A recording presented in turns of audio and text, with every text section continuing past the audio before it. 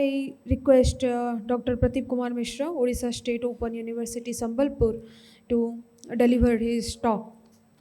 Jai Jagannath, Subha Paranna, as we all are here witnessing a change taking place since yesterday. I thank our Professor Upendra Padhi who really chased me into this. He was after me that you are coming and definitely you are coming. We are having a gala show. In fact, it is. So I appreciate from yesterday till today, and there is a tomorrow. We will be coming out with a lot of new thoughts. All of us know that without a manthan, there cannot be a chintan. Ideas will come only when we churn, and so many galaxy of speakers have gone before me, those who have talked threadbare. In fact, Ajit sir, in his textile coming from IIT, has really made some surgical strikes and made my job easy as we will be colliding at different places. But what I've tried to do, I'll be more human on the humanities side because I am trained in public administration and political science. So we will look at diplomacy, we'll look at the diaspora and how diaspora is very important today and what are we doing really. So, esteemed chairman and all panelists on the dais, Neha, thanks for the sweet introduction, and all present, all known faces, most of them are known faces and have become known in the last 2 days. My first question is why we are focusing on Southeast Asia now. In fact, yes, we had a glorious past, Kalinga, and so many things have been talked about. The people traveling across the sea at those point of time. Today, it's just flying off anywhere you like. But at that time, navigation, as we know, was looking at the stars and the ocean currents and all that. Today, we have a lot of surveillance and other systems. So, why it has come to focus? Yes, one reason is that globalization has made us a competitive world. So we are now under competition. And we are also looking at a heritage. In fact, India has taken the presidency of G20. And what are its focus areas? There are about 7 areas where we are trying to look at, and task forces have been done. And they are trying to bring in local history and also channelize them from the local to the global. What Mahatma Gandhi had said, you have to always think and locally, but you have to act globally. In fact, that is again coming around. One more interesting thing is that we are looking at China. China was our good friend. And in fact, we have like Danveer, Karn, and all others, we have donated a lot of things to China. In fact, one of them is the seat in the UN. And now when we require, it is not coming to us because of other reasons. So there has been a pressure on India, and that pressure has been taken very seriously in the past 10 or 20 years as to how to be a decision maker in the high table. When yesterday I was there, like you students, today I've come here, I'm standing here before you. How this is coming? This is coming through effort, consistent efforts for the past 35 years or so. And so India is a civilizational country. And there are two. Yesterday, Madam was saying, Madam Vice Chancellor of JNU, that two civilizational and two huge states, India and China. Now, India has overtaken China in population. At least we are number one in something, that is population. So, geopolitics and strategic interest has made India now not only a regional player, but a global player too. And very soon we will be the third largest economy in the world, and we are waiting for that. You students here, this is for you to work on that, not to listen here and get away and forget everything. So, looking at that, looking at the countries of Southeast Asia, what is the focus? Mainly, I think, Singapore. This side is Singapore, the other side is Dubai. These are the two international cities, state. One is a city-state, other is an international city now. Cosmopolitanism is on the growth. So they have come out of the cell. How? Most of us will think that UAE is a conservative society and how Dubai has come this way. Deliberately, they have planned it out, and that's how we have to move. I fear that tomorrow Geo may not work in India, but will work better in Dubai, because slowly we see investments are going out of the country to other places, but same way it should be coming to us. Another strategic thing which has developed in the past is the expansionism of China. China is looking at India, though now in the past 10 years, we have been doing a lot of things, and all of you are listeners, you are watching what is happening. I may not elaborate here. So China has now found India that yes, there is a competitor for me, and there is more of affinity towards India in the Southeast Asian region than China, and that is also creating a tension. Then the formation of Quad. So Quad has also given us a strategic position, and democracy, for democracy, Japan and India, along with Australia and US. So two in this continent, one in US and one in Australia. And what are they looking at? They are watching China and its expansion and how it's going. But coming back, I can say that it is not a concept of today. The globalization phase of 90s had really shaken us, because man is a mover and a shaker also.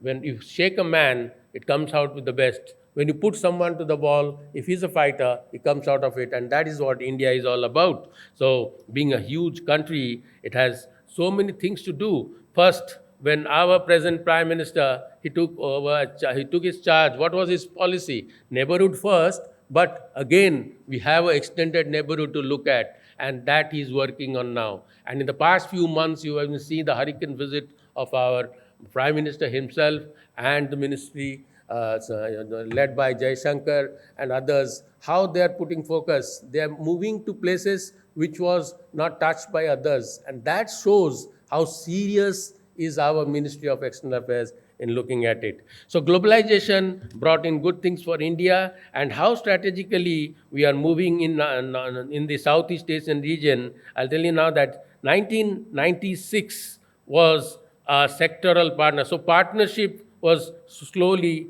developing, and we saw that 1996 may be the watershed. Then we became dialogue partners and gradually summit level partners. So the rise slowly in the decades, that has really brought India to the forefront, because Rome was not built in a day and nothing comes as sweetly as possible. You have to work for it, I've already told. Then 2014, all of you must have seen the headlines in the newspapers at that point of time, how all the heads of states assembled at New Delhi to celebrate the 25 years of our relationship with the Southeast Asian nations. And that was the time when we were not only looking at the Eastern, but we were to act now. Action, administration, what we say in public administration. So not only prophecies, I will do this and I will do that. No, the teamwork was essential. And that is what Act East policy is all about. And from then on till today, I think we have kept no stones unturned. And what was that? A clear indication came before that now we are upscaling our engagements. So three things is now necessary. We are not trying that hegemonic powers. We are not a dominant power. Never. India has been. India has never attacked anyone. In fact, it has received a lot of invaders, but we have fought them, but we have never fought to dominate them, but as a self-defense. Even today, what is our policy? We will not strike back. We will not strike first. But we will not also show our cheek. If we are slapped in the right or the left, we will not show the other one. We will also try to give a blow if possible, and we are getting ready for that. That's why we are now modernizing our defense system. The focus area is because we now need connectivity. We now need commerce, trade and commerce, as was discussed in the previous panel, and culture, which we have been discussing. So culture and religion, that is a binding force. And in our country also, We talk about unity in diversity, but it was Tilak who at that point of time had thought that unless we have this religious festival, Ganpati festival and Shivaji festivals, we cannot unite the country. The Indians are sleeping. A sleeping man will not get the freedom it desires. Freedom is my birthright and I shall have it, but not sleeping under a tree or in the bed. I have to work for it. And that was Tilak. So, and it was followed up by Subhas Bose, give me blood and I will give you freedom, all those things. So, we believe in negotiations today. We believe in engaging and accommodation and assimilation. So that is soft power. We are applying the soft power, what yesterday madam was saying, the hot power, soft power combination. Let's be a smart power. So India is now trying to become a smart power diplomacy. In fact, there comes the diaspora diplomacy, and diaspora becomes very important because this is where we have to understand the history and tradition of that nation which is our friend, as they should know of us. So that is the reason yesterday we have been talking about language first. Learn the language because that is the medium of expression and communication. Learn the religion because religion combined with culture is something different. Fanaticism in religion is no good. It gives you aggressive time. Why are we religious? Peace of mind. Why Buddhism became famous? And yesterday when I was hearing about Buddhism, I had forgotten about Hinduism because they say that elephant and lion, if you go to Jagannath temple and other temple, you see that a lion has climbed over an elephant. That means suppression of Buddhism. That is the symbolism. But look at what was there centuries back. It was the reverse. So it was through Buddhism that India became famous more than Hinduism. But of course, we know that Hinduism, Buddhism worked hand in hand till there was the invasion of Muslims or Islam, and then the colonial powers, and that's how there has been a mixed history. And Britannica ruled over the waves. So, at this point of time, already Sir has said, and I just repeat, what is so unique about the Indian diaspora? One thing is that we are very tolerant nation. India, Odisha.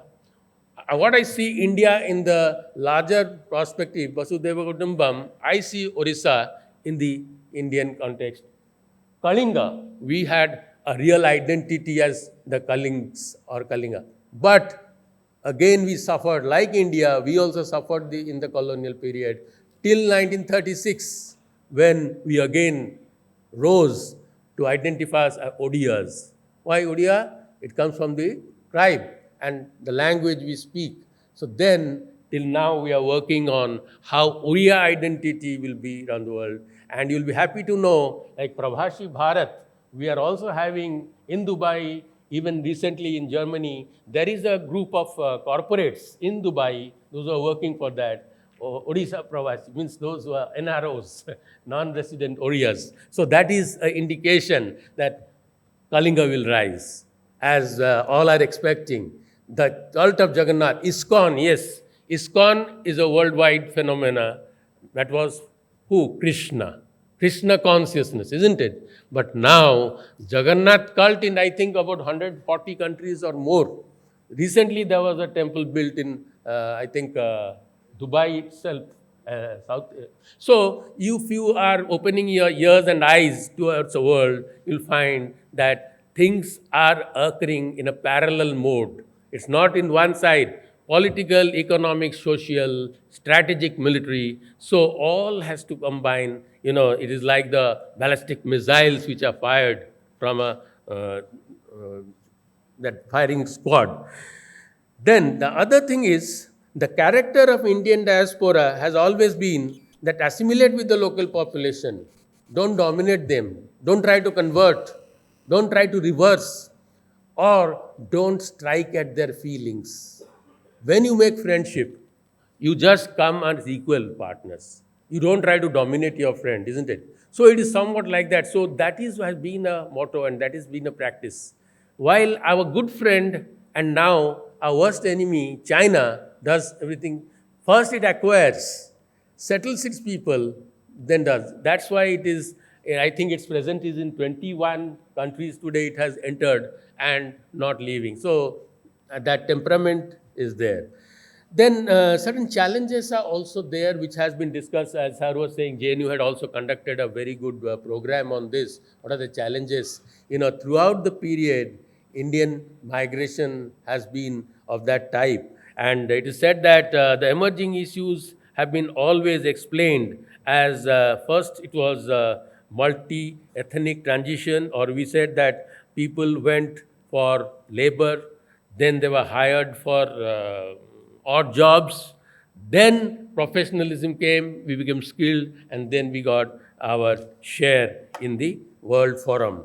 Then another important thing is that Indian diaspora is emerging or leveraging itself in Southeast Asia because of the rise of technology. So Singapore and India, they are partners in different areas, and I'll just highlight one thing. During COVID-19, we thought that the world is sleeping. No, actually there was more work done, especially in the IT sector and pharmaceutical sector.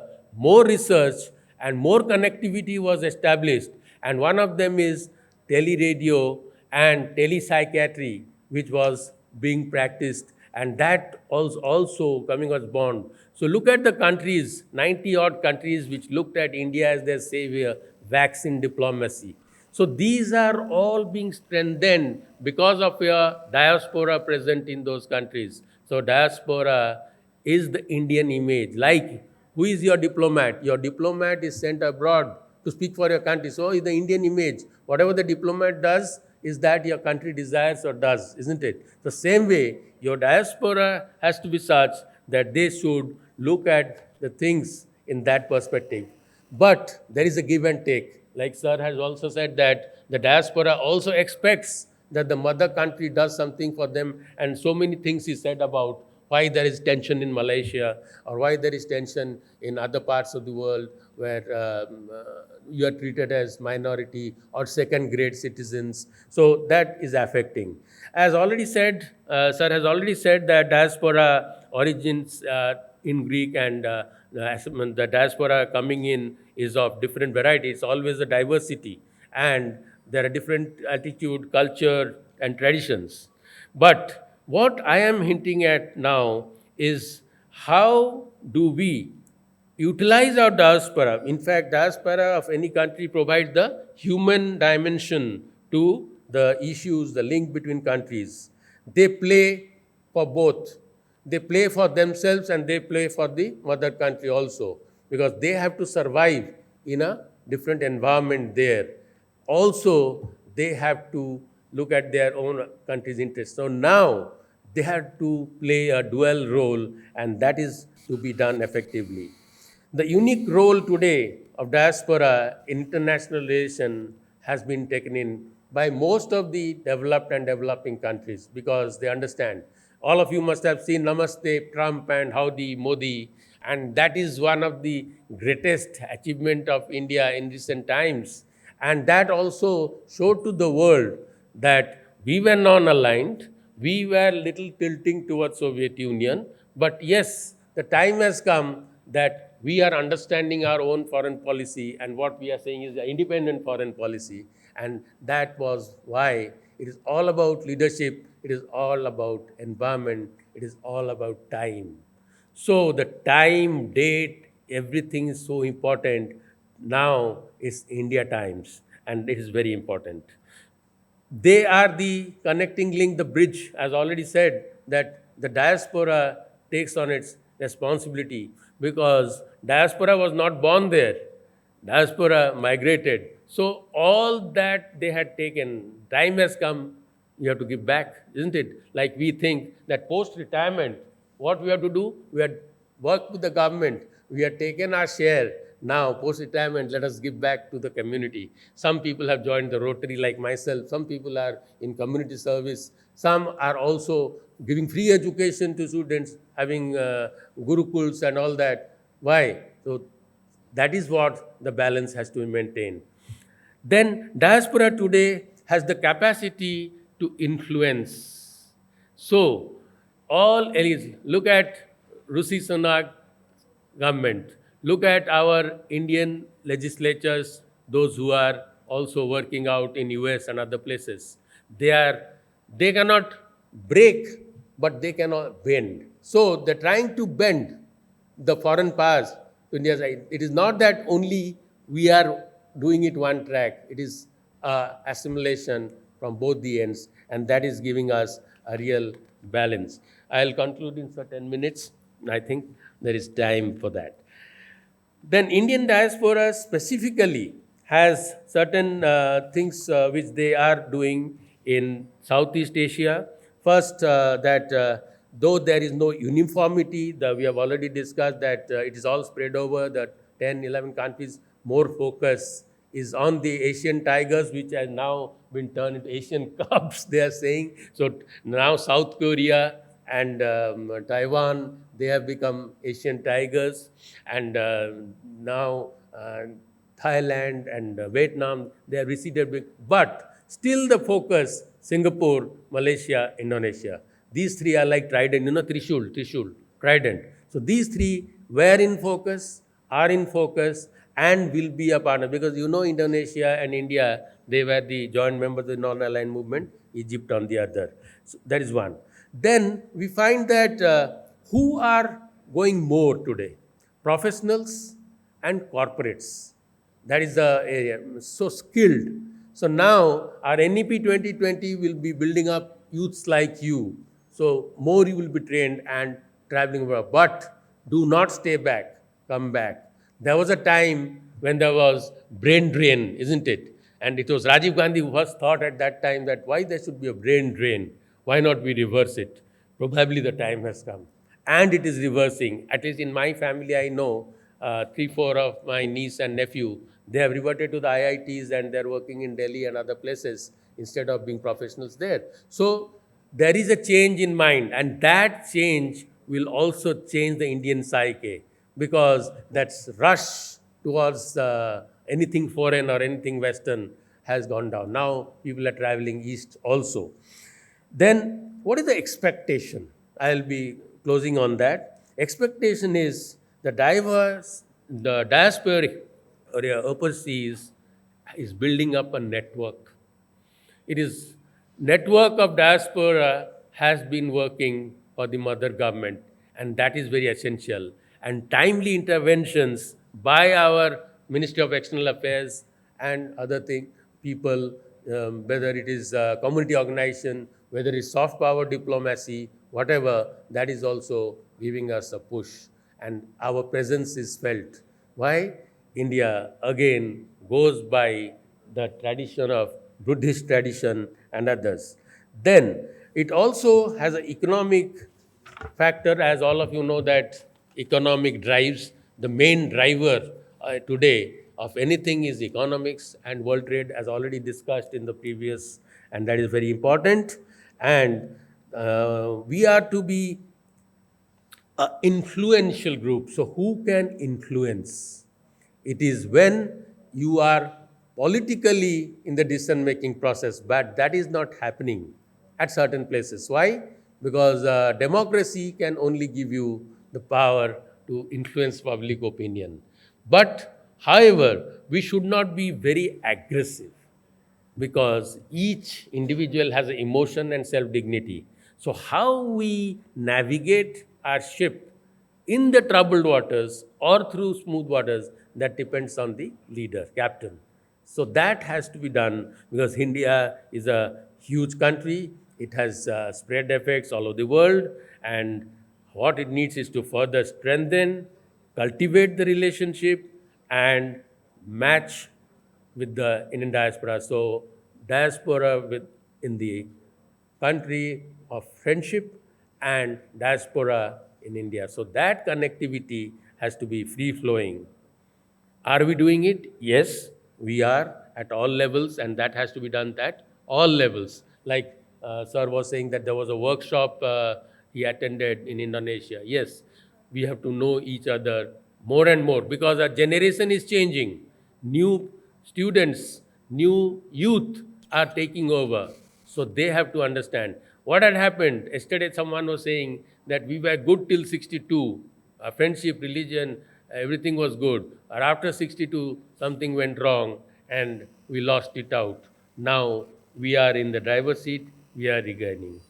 So, what I look forward is that we have got a chance by being having the presidency of G20, and G20 presidency has given us an opportunity to move around in the different colleges and universities of the country. There is a lot of programs here and overseas just to bring that connect. Indonesia, India transfers, they transfer to us, and how we take it forward, the whole world is watching. How are we negotiating with Russia on the Russia-Ukraine war? How are we looking at the problems in Africa, Sudan, and other places, West Asia, South Asia? So I took it from this angle because I thought that I will be doing justice to my subject and also feeling that diaspora ends up, the world is one family, and one future. We have to all look at save the planet because we have not inherited it. We are just the caretaker to pass it on to the next generation. Thank you, everyone, for patient listening. And I thank the host, all the three universities, and Professor Pari for giving this opportunity to be with you all. Thank you.